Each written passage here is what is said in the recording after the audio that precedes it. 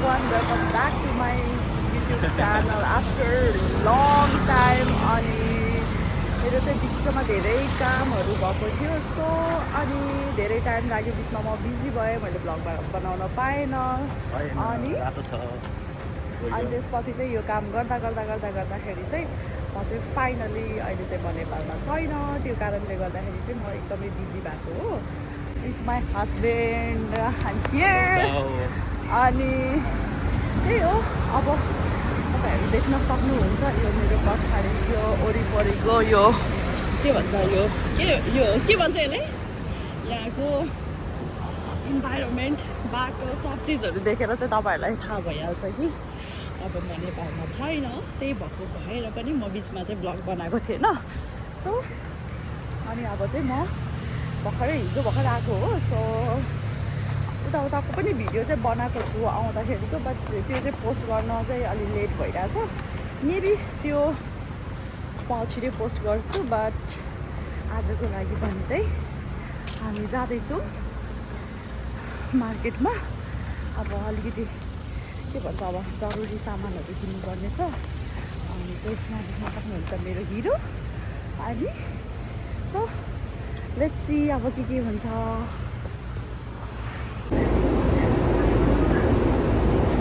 So हामी चाहिँ बसमा आयौँ। अनि यहाँ त भित्र त कति सिधालो छ है, बाहिर त कस्तो गर्मी छ। मार्केट जानु लाग्यो,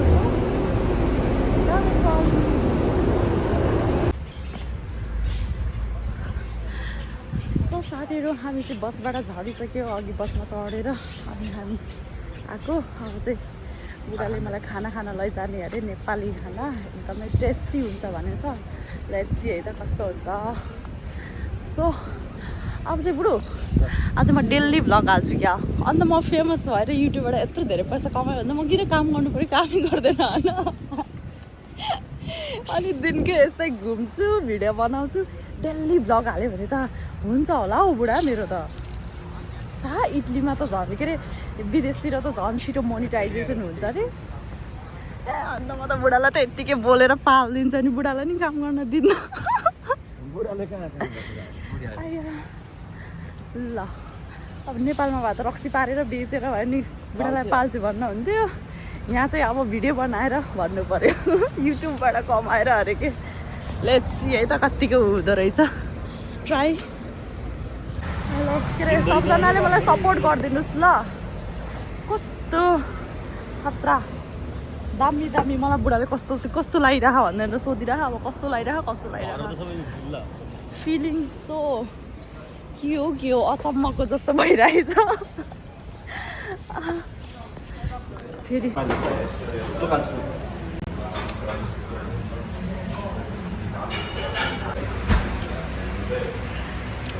सो गर्मी चाहिँ एकदमै छ।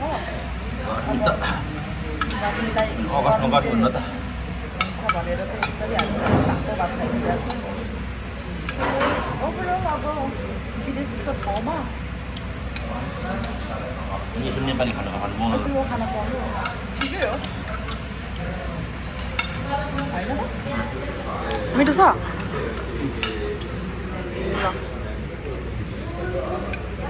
कफी चाहिँ यति थोरै दिँदो रहेछ।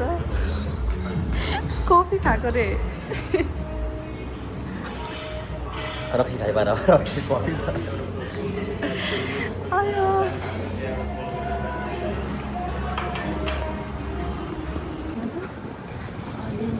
त्यो के भनेको रे बुढो? त्यो यो के भनेको रे? चर्च हो र? चर्च यस्तो हुन्छ? अरे हो र?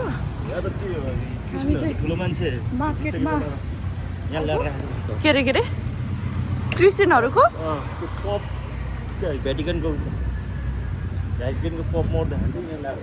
ए क्रिस्चियनको सबसे ठुलो मान्छे मर्दाखेरि यहीँ लिएर राखेको। यहाँ चाहिँ के गरेको जलाको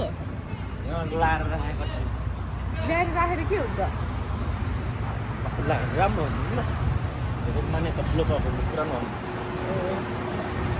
ल क्रिस्चियन लभरहरूले चाहिँ यो हेर, यो चाहिँ सबसे खतरा डेन्जर राम्रो अरे। अनि मऱ्यो भने यहाँले राख्यो भने चाहिँ एकदम स्वर्ग जान्छ अरे। इस्यु के अरे के भन्छ अरे उयोलाई त्यो प्रभुले लैजानुहुन्छ त्यस्तो हुन्छ अरे फ्रान्स कि क्रिस्चियन होइन मलाई अघिको त्यो कफी देखेर मलाई यस्तो हाँसो लागेको अनि यति छ सच भन्छ नि क्लबमा रक्सी खान्छ नि हो त्यस्तो खालको थियो भने उफ भइरहन्छ ल मेरो अनुहार हेर्न सक्नुहुन्छ पग्लेर यस्तो भइसकेको छ मलाई चाहिँ राम्रो मार्केटभित्र लैजानु थियो तर यो राम्रो मार्केटभित्र जानु धेरै गाह्रो रहेछ दुःख रहेछ हिँड्नु पऱ्यो मलाई यहाँ यस्तो राम्रो चिजहरू चाहिँ छ है छन चाहिँ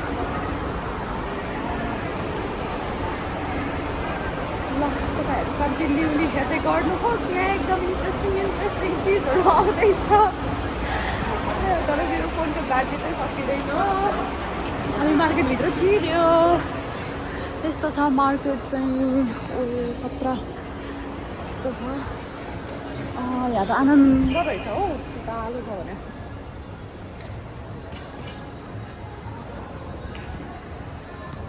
दिदी यो के हो भन्छु यहाँ चाहिँ यसको बारेमा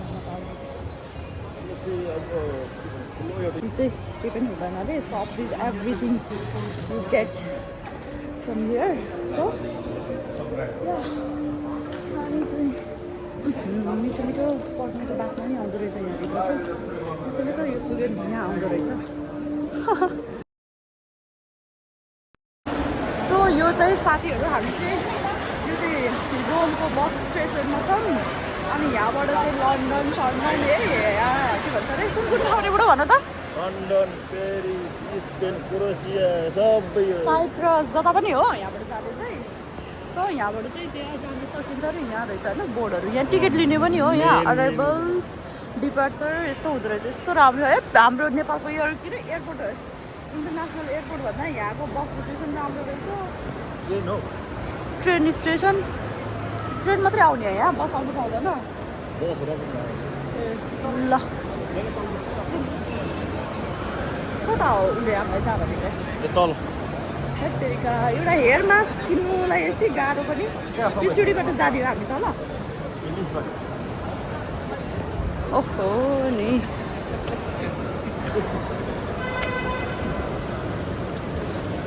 यस्तो गर्मी हाय तिमी पछाडि पुग्छ न मेरो पछाडि पुग न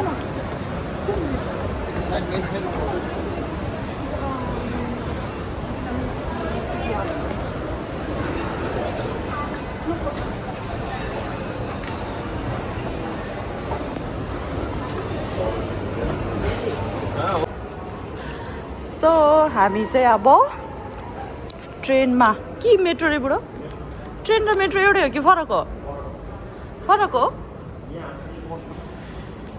सो कसरी यसरी ए हामी चाहिँ यसरी हुन्छ यस्तो गरेपछि अब चाहिँ मेट्रोमा जाँदैछौँ सपिङ गऱ्यो अनि मेरो यहाँ चप्पल पनि किने जुत्ता लगाएर आएको थियो अनि फेरि चप्पल किने अनि लगाएर आएँ म फेरि डर लाग्दो है कस्तो डर लाग्दो त यो त बिनी त एकदम अन्डरग्राउन्ड हो उही तल्लै हो चाहिन्छ फेरि अझै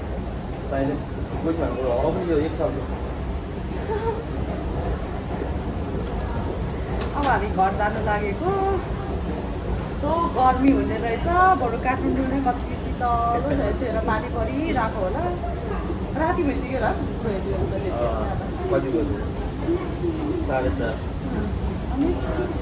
ए यो त अन्डरग्राउन्ड हो भित्र काठमाडौँको पनि सुन्नु पर्न ओपन हुँदैछ फुट हिँडेर यसरी गइदिन्छ मेरो पेट दुखेर अब डर लाग्यो मलाई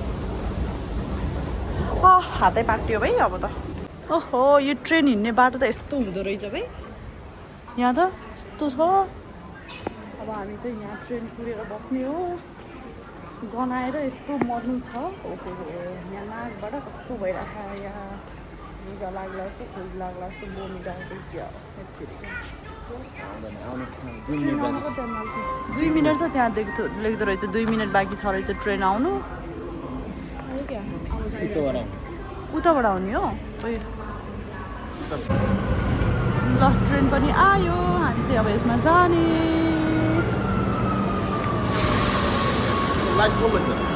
बोलेको ला हो र अहिले अफ गर्नुपर्छ कहाँ चढ्ने हामी यसरी देख्छ क्या बेबी हामी चाहिँ यसरी ट्रेनमा चढेर यसरी उभिएर हिँड्नु पर्दो रहेछ के गर्नु अब म आफै गाडी दिन्छु अनि गाडी चलाउँदै हिँड्छु सो हामी चाहिँ मेट्रोबाट नि आयौँ मेट्रो त कहाँ हो जमिन मुनि कता हो कता सबै हराउला जस्तो यता वरिपरि घर कतै पनि छैन बिल्डिङ मात्रै छ यो बिल्डिङभित्र मान्छे बस्छ अरे दिमागमा कति राम्रो घर छ र यो बिल्डिङभित्र है सबैजना मान्छेहरू है कति बस्छ है यस्तो गर्मी छ यो प्रभु परिवारहरू यता आउने आएर बसिरहेछ यतिका परिवारले गर्नु पर्यो पागल भएको मान्छेहरू पनि भएको तर एटलिस्ट अझै चलेन अहिले त त्यो मेट्रोभित्र त कस्तो गर्नु भएको थियो पहिलोमा त मजाले एसी चलिरहेको थियो एसी के हो त्यो एसी नै चलिरहेको थियो यो पछिल्लो पाल्टी सेकेन्ड पाल्टी चढ्ने बेलामा त गर्नुले धेरै कत्रो मोबाइल पनि खज्ला जस्तो भएको थियो त्यही भएर मैले भित्रपट्टि होइन हात कस्तो पाटिँदो रहेछ कि यो त यार बिबी पागल हावा चाहिँ खतरा लागिरहेछ फेरि यताबाट